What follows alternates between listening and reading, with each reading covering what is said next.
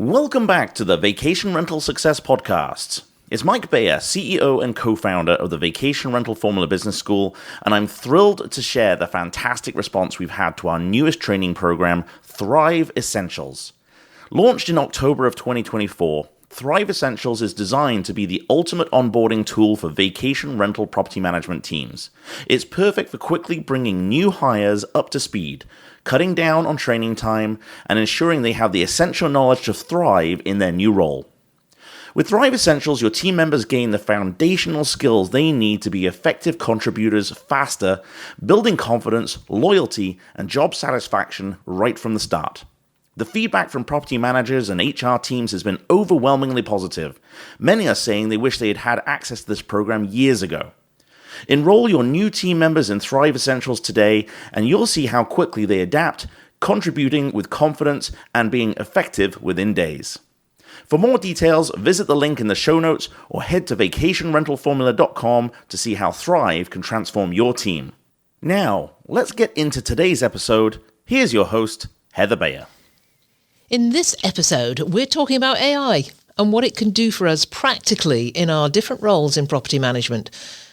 Just about every platform we use now has AI functionality, and every day there's new programs coming out to make work life easier, but that in itself can get very confusing and challenging. So my guest today is Kate Stoermer, whose consultancy, the CEO Host, helps business owners and property managers navigate the challenges of short-term rental operation.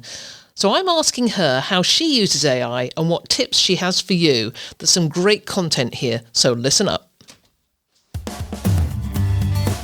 This is the Vacation Rental Success Podcast, keeping you up to date with news, views, information and resources on this rapidly changing short-term rental business. I'm your host, Heather Bayer, and with 25 years of experience in this industry, I'm making sure you know what's hot, what's not, what's new, and what will help make your business a success.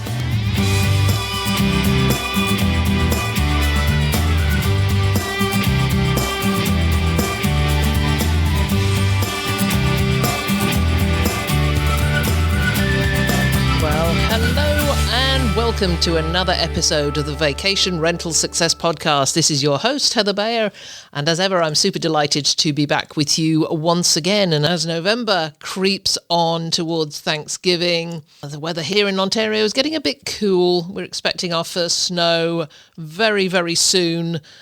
So, it won't be long before Christmas, and then I'll be heading down to Alabama for the winter for January, February, March. Yeah, I think by that time, I will have had enough of Ontario cold and will be ready to get there. So, like many people, I'm obsessed with AI right now. I'm exploring custom GPTs, Claude projects, and then Gemini and Perplexity. I'm watching a ton of videos, I'm listening to podcasts, and I'm using AI to do a lot of things for me at the moment to manage my podcast workflow, and that ensures I don't miss a step along the way.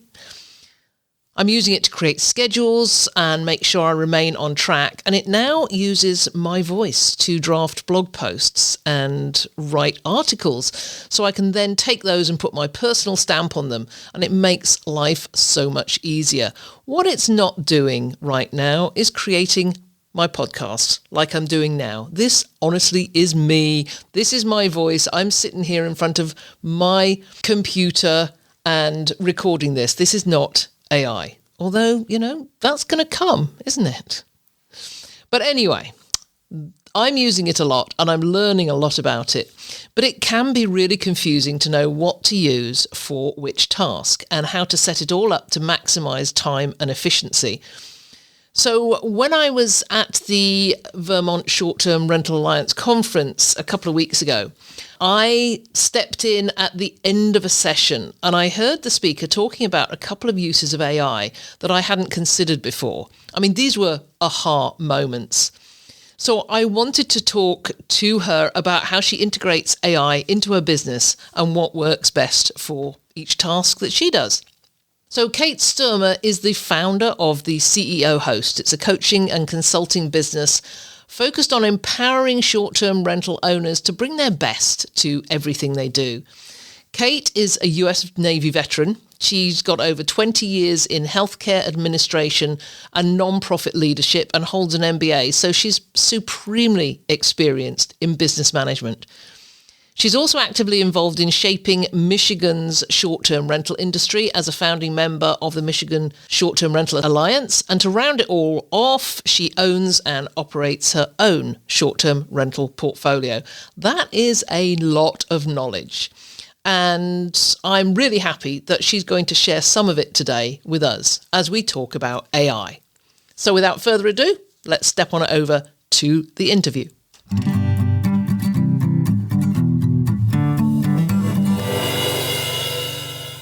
So I'm delighted to have with me today Kate Stoermer, the CEO host. And Kate and I met at the Vermont Short-Term Rental Alliance Conference in Vermont, obviously, a couple of weeks ago. And I just got in at the end of your presentation, Kate, and you said something, you were talking about AI, and you said something that we are going to cover, but I know my son and business partner who was sat next to me, he just shouted out because it was like this great aha moment that we hadn't ever thought about, and it was something so simple. So you're going to be sharing that with our audience today, as well as a lot of other things. So thank you so much for joining me. I'm delighted to be here for sure. Thanks. Do not know how we haven't met before, actually, because you've been in this business a while and I've been in this business for a while. But, often it works out like this, doesn't it? That you suddenly come across people at a conference and you're introduced, as we were. We were introduced by Tyann Marsink, who is the ultimate in networkers and referrers. So yes, I wouldn't have been able to come away without Tyann introducing me to some new and great people. So I'm really glad we had that opportunity to meet and chat there. And as I said, sat in on your own, unfortunately, just the tail end of your presentation. But before we get into that, can I start by asking you what got you into this business? It's the question I ask every single guest, and I always love the responses. I'm sure yours is not going to be any less interesting than all of the others that have gone before. Oh, for sure. And I'm going to tell you that I think at the spring forum at VRMA in 2022, I sat in the audience and you were a panelist. So that was actually the first time I really, right? So, and I was very new. So it kind of ties in because I got into the industry. I spent most of my professional life in healthcare. I'm trained as a healthcare administrator, and I got my MBA along the way, and worked in progressively responsible positions until I was the executive director of a nonprofit cancer research organization for many years. And, sort of was in that industry for much longer than that. And I'd always been a fan of real estate and eventually got into this idea that I could invest in real estate and sort of leverage that interest. And I even started mentoring under somebody in multifamily. And I was like, this is no fun. Like, where's the fun part? Like, I have a job. I don't need a job. And I was quickly, I got pulled into this idea of a short-term rental that I could take my family to, a couple of times a year. It would, move the needle in retirement, give us some cash flow. And that was the start of my journey back in like 2018, 2019. And I joined a paid membership, and actually in my free time, besides raising children and, working the 60 plus hour, work week and traveling all over the place, I actually started working just as a side hustle as a coach in that program. And discovered that it was really fun and energizing and really sparked my interest to work with other people that were getting started or really trying to go somewhere in the industry with their own portfolios. And I think because of my training and my experience as a business executive, it was really easy for me to excel in that. And increasingly, I saw myself wanting to leverage that interest and passion that had sort of phased out a little bit in my healthcare career, and also seeing people who were able to leverage their interest in the short-term rental space and leave their day jobs. And actually in 2022, right about the time I first had exposure to you, I suppose, I did quit my career. We were at a point where I could, and that provided us the flexibility as a family that I could be more present with my family, which was something that was a big goal for us, and that I could probably make a living and hang a shingle. And that's the point at which I hung my shingle as the CEO host, where I just sort of pour myself into, I'm an educator at heart, so sharing what I know to help others be successful. And that has sort of churned into, I do a lot of like sort of business coaching for folks in the short-term rental space, in addition to just working one-on-one with people, continuing to do that in terms of, I'm also a data girl. So understanding income potential, which was the presentation I was doing when somehow we got off onto AI, right? So that's sort of where we're at today. So do you have your own properties? I absolutely do have my own properties, and I also manage, the term would be co-host, for a couple of other properties too. But most of my focus is really in being the coach, consultant, and educator. Okay, so you're in Michigan, right? And it's an area I know, Ann Arbor. My niece lives in Plymouth, but she went to. She lived in Ann Arbor actually when she first got married. So I spend a lot of time out in that area. It's very beautiful. So whereabouts are your properties?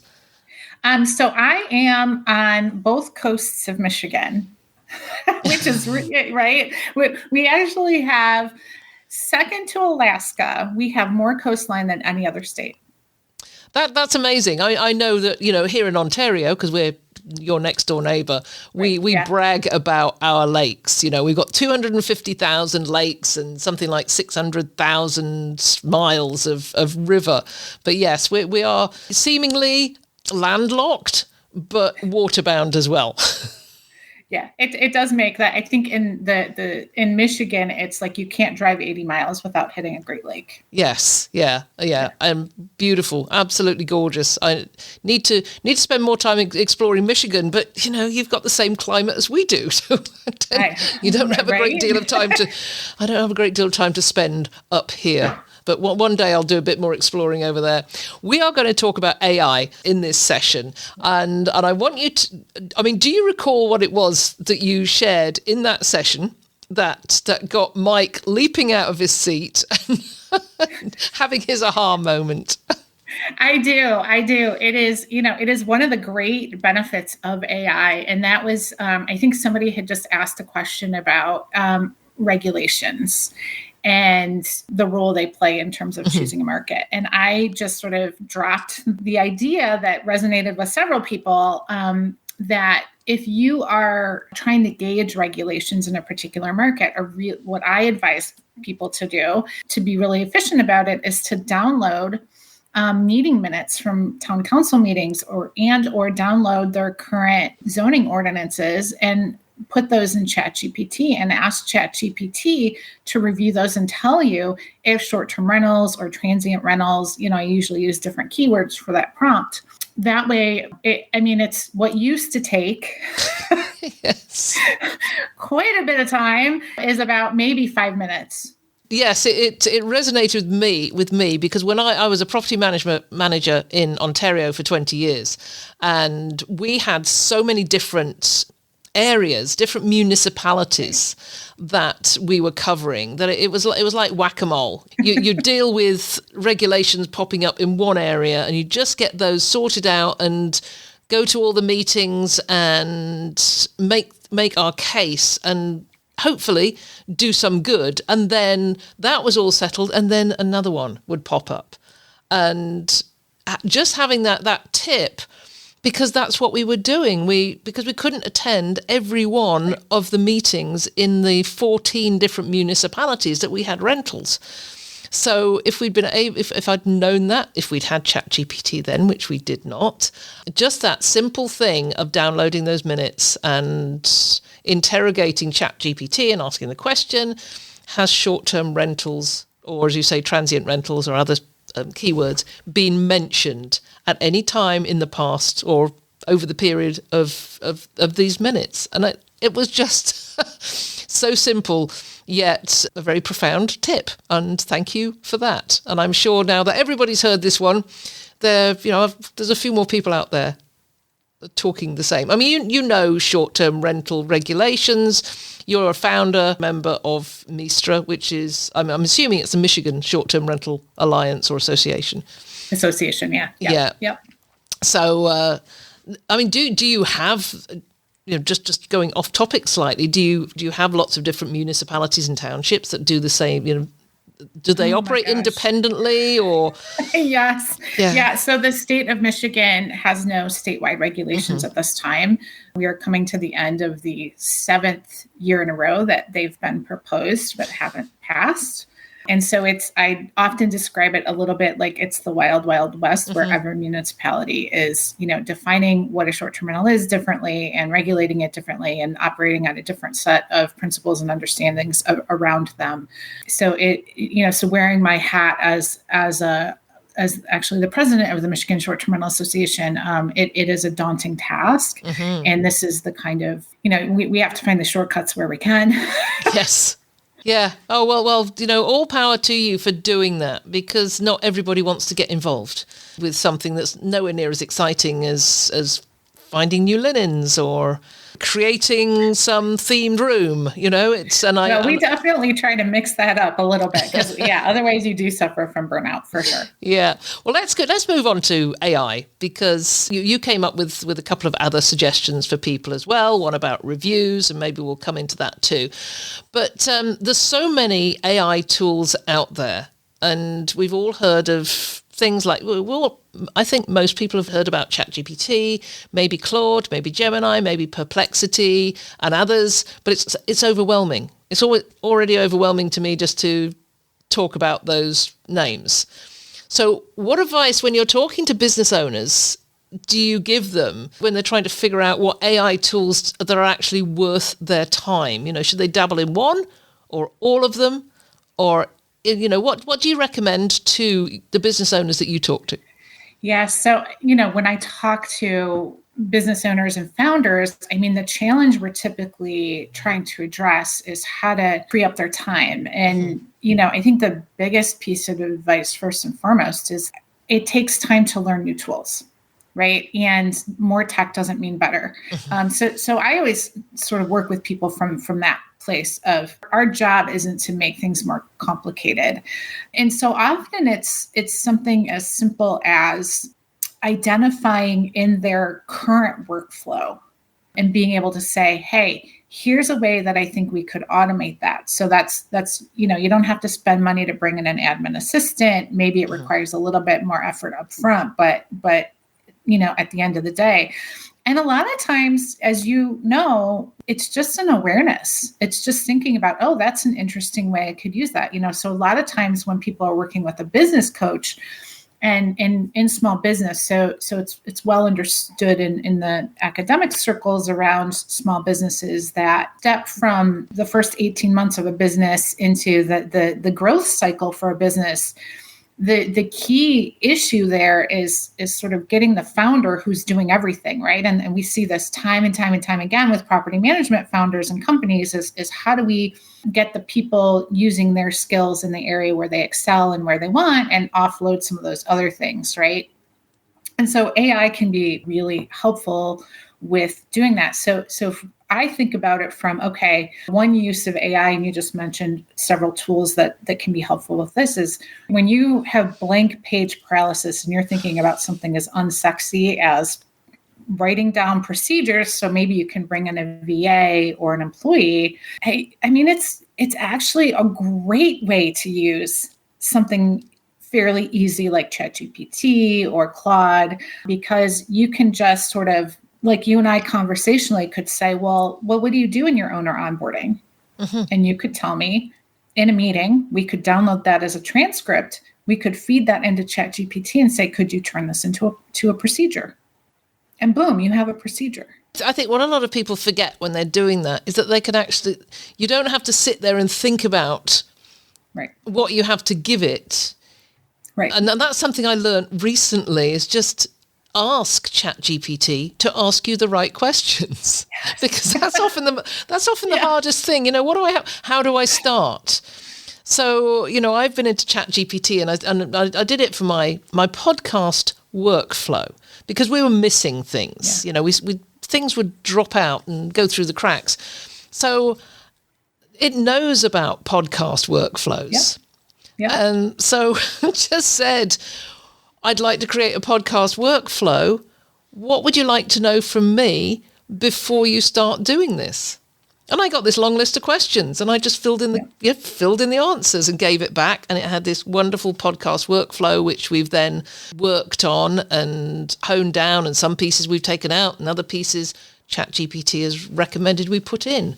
So that's just one example. Give me another example of creating an SOP, because I'm very conscious that a lot of people in business don't have SOPs, particularly these entrepreneurs that I'm sure you work with. They have everything sitting in their heads. That is typically, again, because I tend to get pulled in for folks who are, it's maybe just them or maybe them and a couple of part-time people or something. So it literally is all in their head. And, so another one would be, what's your process for managing receipts? Mm-hmm.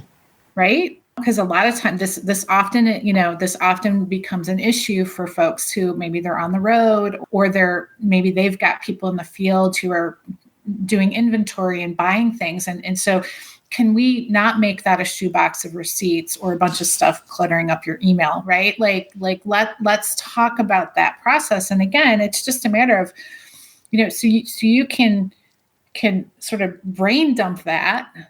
And then just as you described, you can even ask ChatGPT or Claude or whomever you're using. And by the way, I sort of prefer ChatGPT for procedural kinds of things. I mean, if somebody's asking, like, what's the difference? So they're very similar.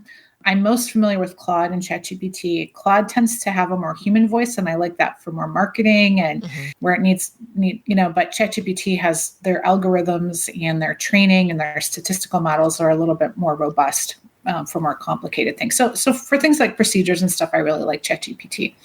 But so I think that is another great example, is just, you can hone in just on receipt management, or you could even, an entire financial management plan. If you really want to think about how you do that, there's just so many uses for it in terms of doing that.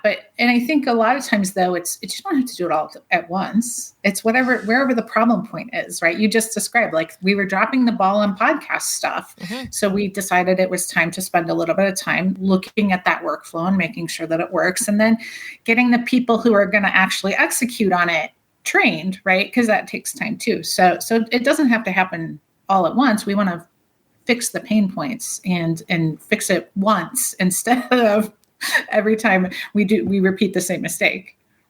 You made a couple of interesting points there about the difference between ChatGPT and Claude, which in general, there's not a huge amount of difference. ChatGPT is OpenAI, and Claude comes from Anthropic, which I believe is part of Amazon now. Is it Amazon or Google? Google, I think. Yeah. Not that that's particularly relevant, but I'm doing my exploration into Claude at the moment because I haven't been using it much. So my current focus is on Claude projects versus custom GPTs. Can you just talk? I know. So should we talk about custom GPT? So if you're brand new to AI, this is probably not for you. But yeah, so I'm curious, how are you using them? The difference between ChatGPT and Claude in that area is that ChatGPT can access the web, but in Claude projects, it can't access the web. So that's probably, as you say, made it really complicated and complex to somebody who has no idea what we're talking about. So, for example, we use custom GPTs to create a process that we use over and over again. So, for example, we have a new product called Thrive Essentials, which is a course for people who are brand new to the industry. And we're looking at marketing that course. Yep. So we've gone to custom GPT and we've given it every bit of script that is in that course. Everything that we've done to create that course, because you're able to add files. And then we've created instructions that says, please act as our marketing manager and create our marketing strategy for promoting this course. And because we've been able to upload all of this material, it has absolute access to everything that we've done. And a custom GPT to me, it just puts everything in one bucket. rather than starting a new chat every time we want to create an email campaign. We can just go into that custom GPT and everything for that particular topic is already there. Does that make sense? Have I explained that well enough? So I use it in an almost identical way, actually, for marketing purposes, where I've given it specific course materials and brand guidelines and all of those things. And that way I can just go to that GPT and generate marketing content. Absolutely. Yeah, basically you don't have to reiterate it every time you go into a new chat. I think that's the beauty of it. So I'm exploring Claude projects, which is very similar to ChatGPT, because I've been learning from podcasts and from videos and all the immersion I've been doing in this over the past couple of weeks, that it has improved for this purpose. So, for example, we're doing an online event called Stir Crazy Month next February. So that's when we focus over 5 weeks on the real fundamentals of the business, which is sustainability, safety, trust, insurance, and regulations. So a week for each of those. We did it in February of this year. We're doing it again in February 2025. So I've brought in all the materials from February 24 and put it into a Claude project. Now, Claude is not going to go out to the web to look for other stuff related to that. It's just going to look at what I'm giving it in terms of content to help create a strategy for promoting it. Anyway, I'm doing all the talking and I'm really came to you for the. It's because, can you tell I'm excited about AI? Yeah, and I think this is real world, right? This is people want to understand, and so if I were in my property manager hat, can you use a GPT or a Claude project for something in that realm? Because you and I both just talked about using that for our other kinds of businesses, right? Although having said that, we all do marketing. We all market and promote what we're doing. So it does have and that's kind of that's kind of what I wanted to say is like you. I think that's one great use case for AI is, again, especially when you're smaller and you don't have the budget to bring in, the bigwig marketing manager, I think that you can do a really good job. I think one of the pieces of advice that I really wanted to give it, though, is that you can say to a GPT or ChatGPT, however you choose to go about crafting your messaging, if there's a marketer or a brand that particularly resonates with you that you want to replicate, you can give that instruction. Like, I want you to take my material, but I want you to, be similar to whomever it is that, or a multitude of others. And you can give it your brand guidelines. I mean, I think there's all these ways that you can leverage that to help you streamline that process, make it easier. And ultimately, this is another use case that we can use it for. So we've been talking about, the term would be generative AI, right? So we ask questions, we give instructions, and we look for output. At the beginning of this, you mentioned Perplexity AI, right? This is another one that I use all the time. And if you are new to AI or you haven't really thought about all these different ways, what Perplexity does is it's, in some ways, it can replace Googling it. Right? So if you're a Google Chrome user, which is what I typically use, we used to Google something, and we still do, and you would get a series of websites. And then, being a slightly more mature woman, I remember the days where it was just a list of websites, and then eventually it became a whole bunch of sponsored websites, and then all of the more organic, answers. And now there's a little AI summary at the top, right? And Perplexity AI is the same thing. So Perplexity AI can real time go out into the web, and it will synthesize those results and sort of allow you to not have to weed through 5 pages of search results to get to an answer. And so the other day I was struggling with, I needed to know how to achieve a specific task in a piece of software. And I could have logged into the software and Googled the, tutorials or whatever. All I did was just typed my question into Perplexity AI, and it not only gave me the answer, but it also gives me a way to link into where that answer is. And that feels like you don't have, I could go to the website and figure this out, but it's in our busy lives. That's one less step that I had to take. Right. And so I actually keep Perplexity AI as my first go-to, even on my phone these days. Like I start there if I'm going to do a Google search anymore. Yeah, and I think that's quite a step for people to take. I mean, we've had so many years of, you just Google it, and to actually come out and go, oh my gosh, I can do this somewhere else, and I'm not going to get all the sponsored ads. I'm just going to get the information that I want synthesized into one document. The other one I'm using currently is Notebook LM. Okay. And I don't know if you use that much. I am not familiar with this one. Nope. Okay, Notebook LM is you can feed into Notebook LM web pages, YouTube videos. So if it's great for research, audio, PDFs, just all the information you can feed it in to Notebook LM and then interrogate the entire collection of material that you've just given it. The other thing that Notebook LM does is if you like listening to things, if you like audios, you can feed all this information in and then it will create a podcast for you out of all that information with two people discussing it. And it is, you've got to try it, Kate. If you haven't tried this, you've got... Okay, you just sold me on this one.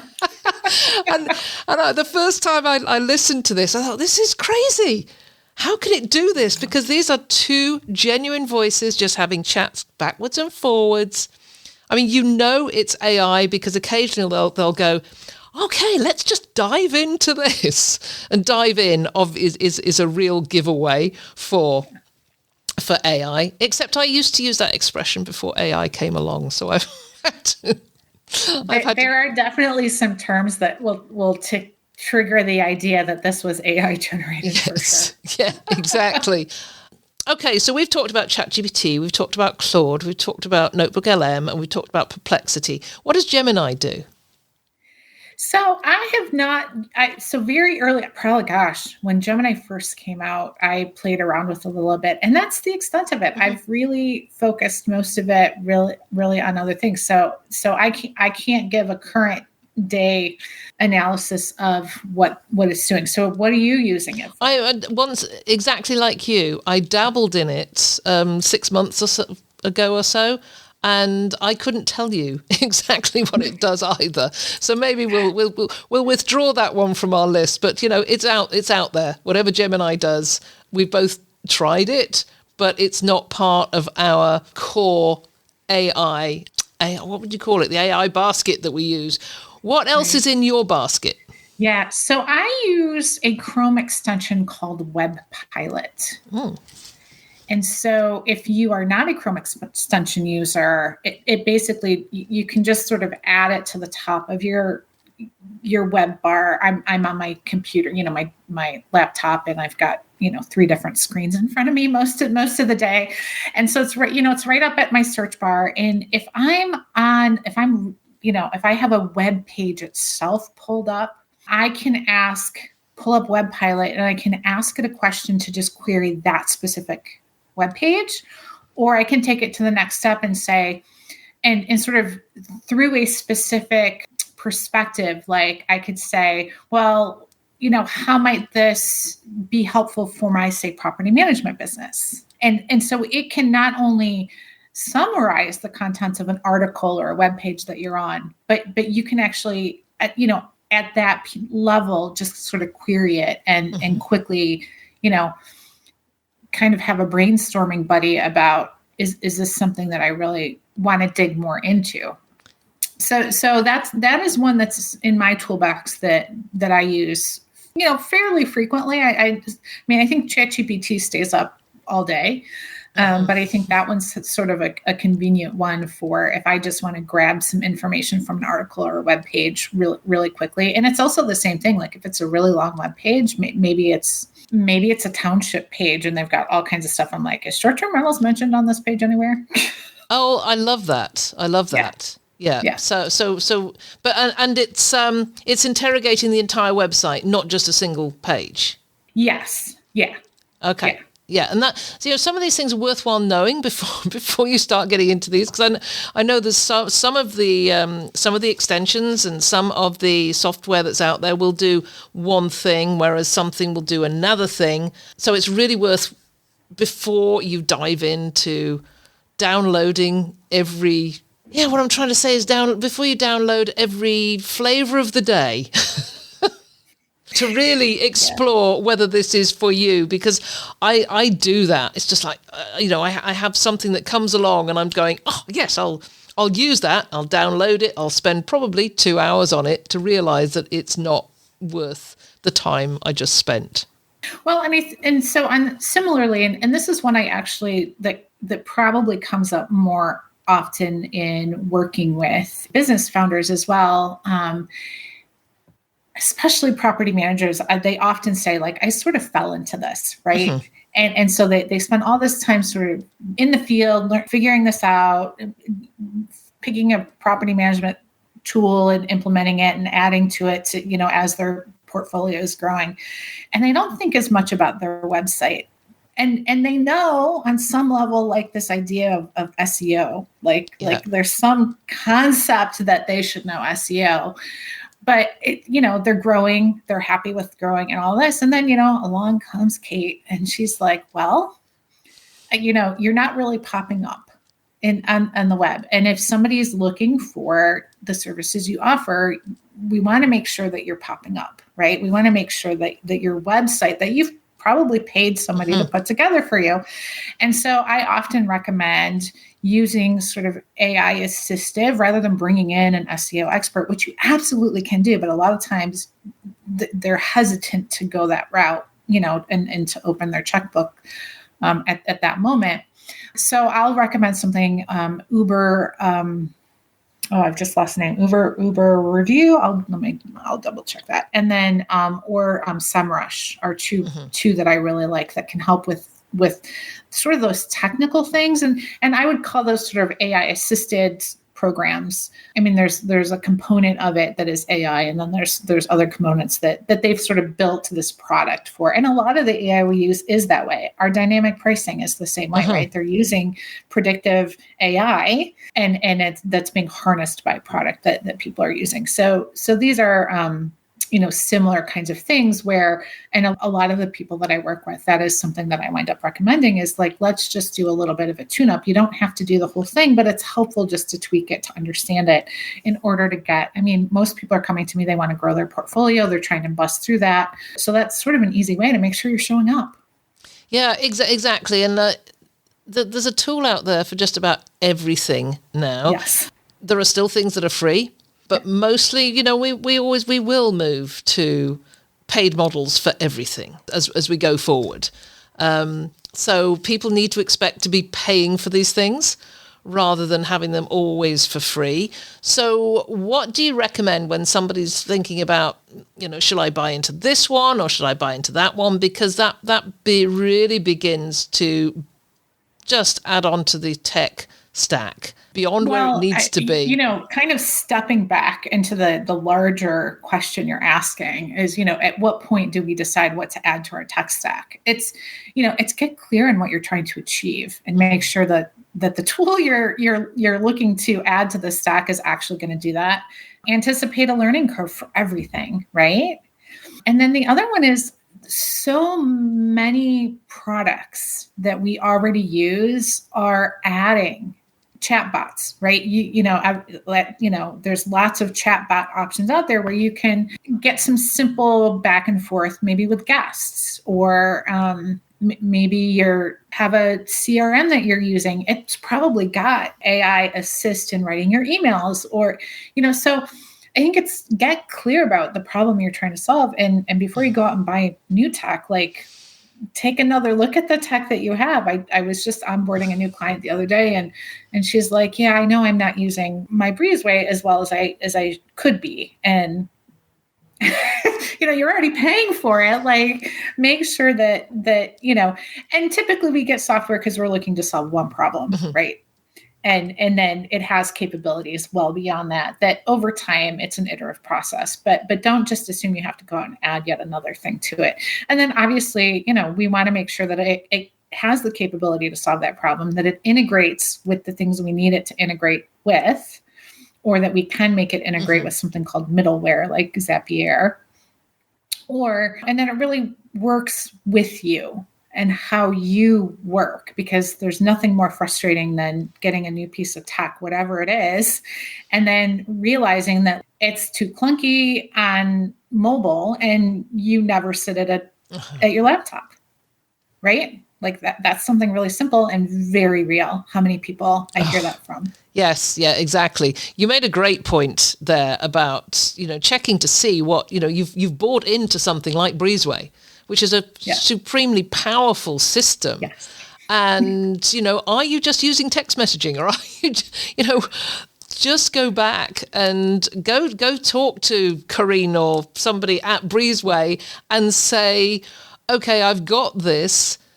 Take 20 minutes, half an hour, and tell me whether I'm using it impactfully or not. And where else, what other features has it got that I just haven't explored yet? It's like a big chest of treasures that you may never have got to the bottom of yet.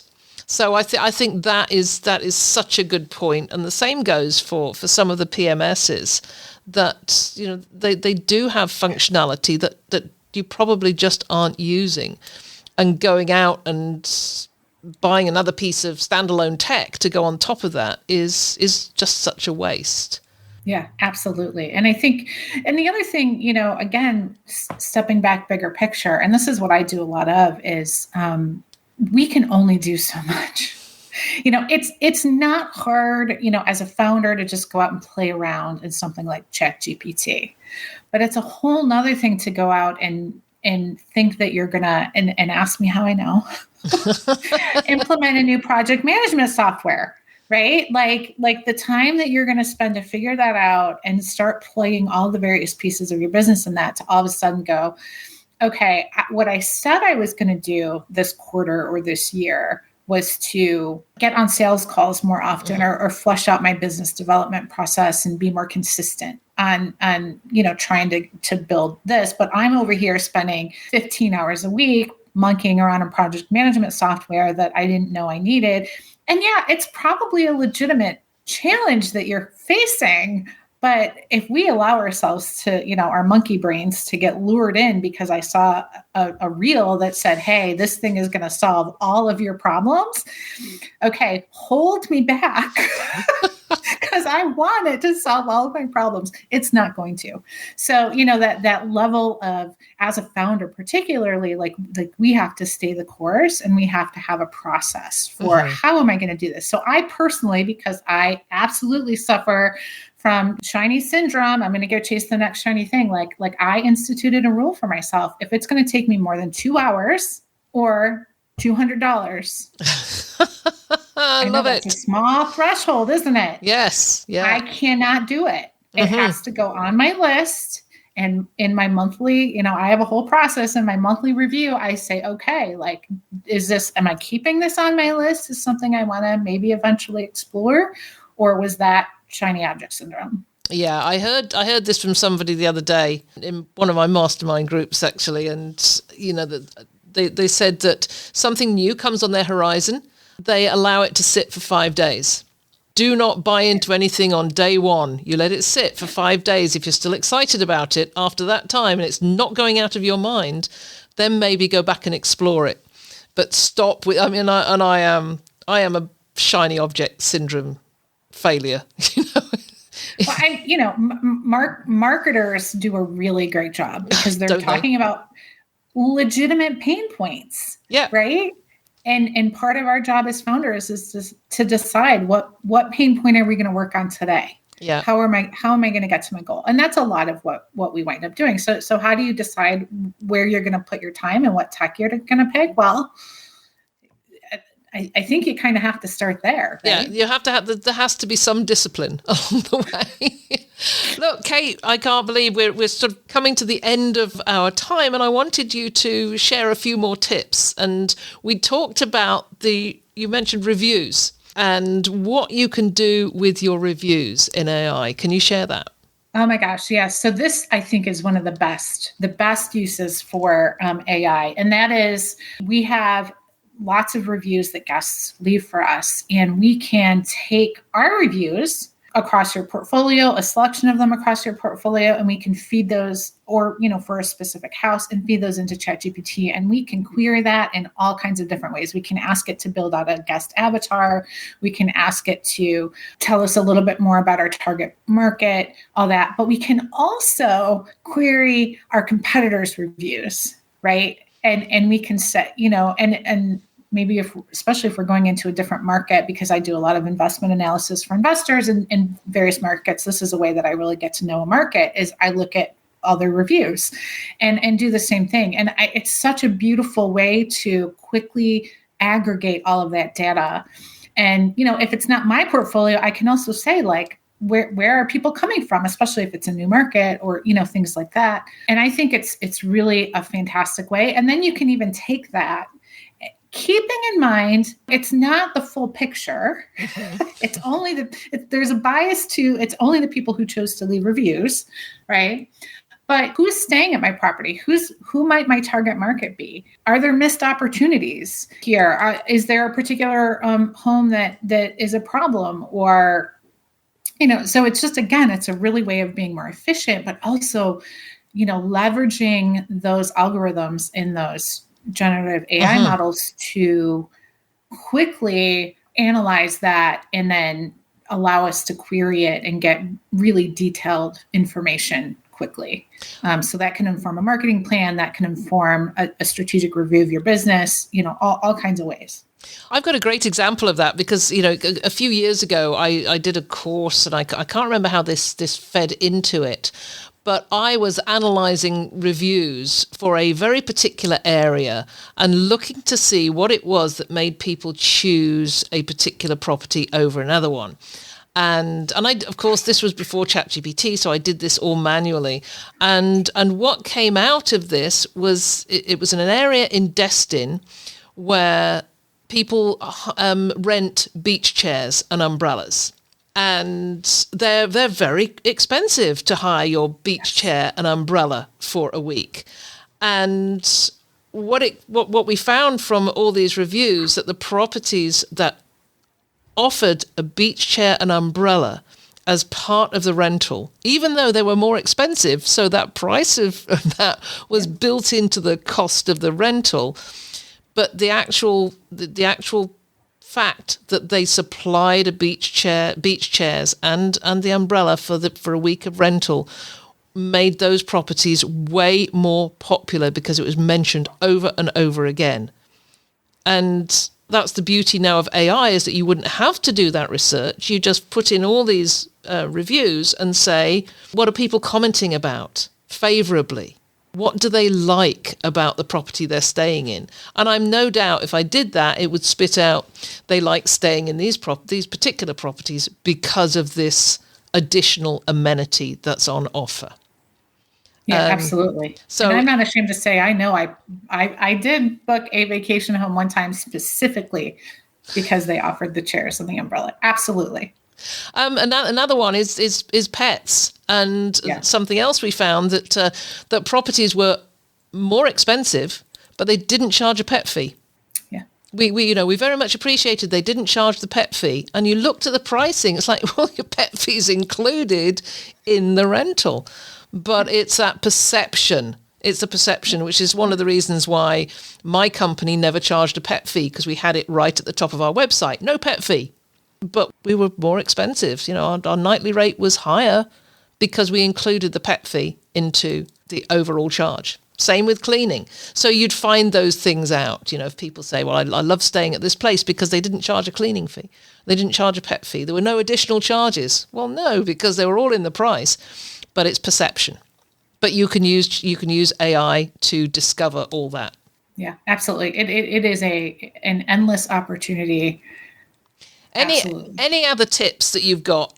Well, I think we would be remiss not to point out the limitations, right? Don't give any sensitive or confidential information. Don't assume that it, unless it's protected by a vendor that that has those protections in place. I mean, I think that's, a really important thing to remember in terms of using it. But otherwise, I mean, I think looking at where there are gaps in your knowledge, it can be really helpful in terms of even, what questions if I want to bring in a consultant or a marketer or a part-time CFO or something, like, you can brainstorm with these models to sort of help clarify points that you need to be aware of as a business owner, to be responsible in doing that. And you don't have to know all that, right? You can just sort of brainstorm those things. And so I think that's another way that I think I see a lot of folks find it be helpful, is just as a brainstorming partner. So.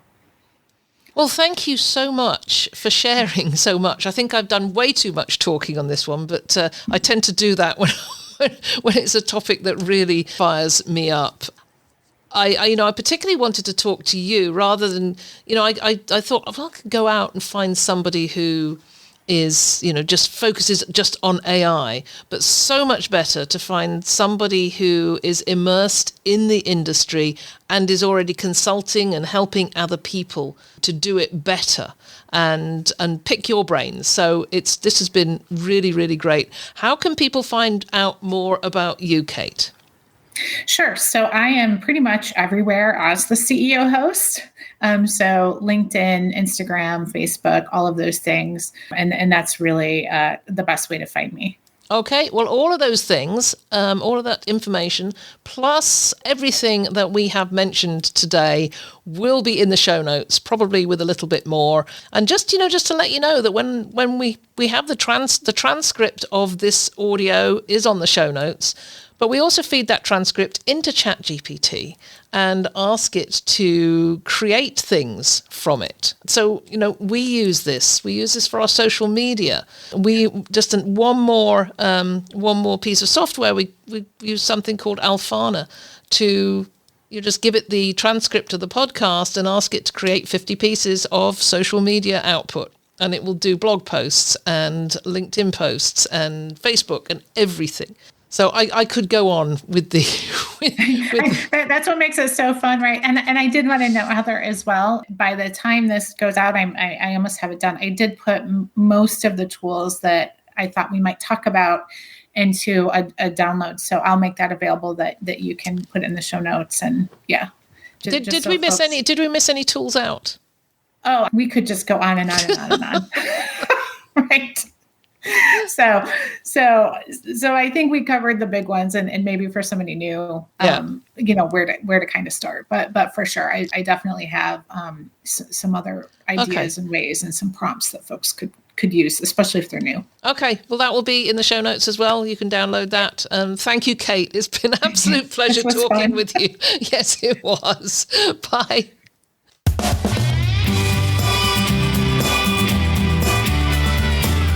Thank you so much, Kate. My goodness, I know I talked way too much in that. Once I get onto a topic that really fires me up, I just have to keep talking about it. So I hope, I thought that conversation was super valuable. Kate shared so much, and really appreciated her coming along and giving me her perspective. So as mentioned, everything's in the show notes. Go over there and check out all the platforms we use. We are working on a new course on AI and how we use AI really, really practically for our business. I'm not going to go into the more theoretical side of it, but I just want to share some real practical stuff, just as Kate was talking about. So watch out for that. That'll be upcoming in the new year, along with a number of other things that we're going to be talking about in the new year. Thank you so much for joining me. It's always a pleasure being with you. So that's it for this week. I hope you really enjoyed that. I thought it was a really valuable conversation with Kate, but it's almost like a starter conversation, isn't it? We've got so much more to talk about in this area. So watch out for some new material that's coming out from us in the new year. There'll be courses, there will be new podcasts, quite a few of new podcasts to come. So watch out for that. We'll keep you informed. If you're not on our mailing list, then please go to vacationrentalformula.com or just send me an email. just send me an email at heather@vacationrentalformula.com and let me know what you're interested in, if you'd like to join our mailing list or receive our newsletter or whatever. And we'll get that sorted. So until next time, bye-bye. It's been a pleasure as ever being with you. If there's anything you'd like to comment on, then join the conversation on the show notes for the episode at vacationrentalformula.com. We'd love to hear from you, and I look forward to being with you again next week.